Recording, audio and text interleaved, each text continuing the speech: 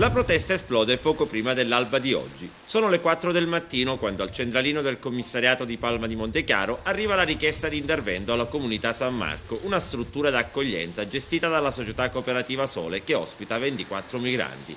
Da alcuni minuti 18 ospiti nigeriani sono barricati all'interno dei locali lungo la statale 115. I rivoltosi trattengono anche l'operatore di turno, Luigi Tannorella, impedendogli di lasciare la sede. I 18 rivoltosi, gli altri 6 si sono dissociati dalla protesta, dichiarano di essere il regime di autogestione della struttura. Gli immigrati protestano perché da mesi ormai attendono inutilmente che venga concesso loro lo status di rifugiati.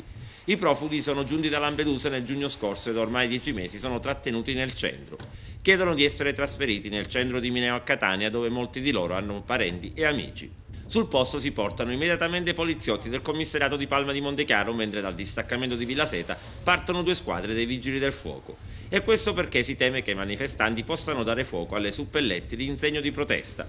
Per tutta la mattinata si vive in un clima di altissima tensione. Luigi Tannorella, l'addetto alla comunità tenuto in ostaggio, sta bene e non sarebbe stato sottoposto ad alcun maltrattamento. Una segnalazione da parte dei poliziotti del commissariato di Palma di Montechiaro su quanto accaduto è stata trasmessa alla procura agrigentina per l'ipotesi di reato di violenza privata e sequestro di persona.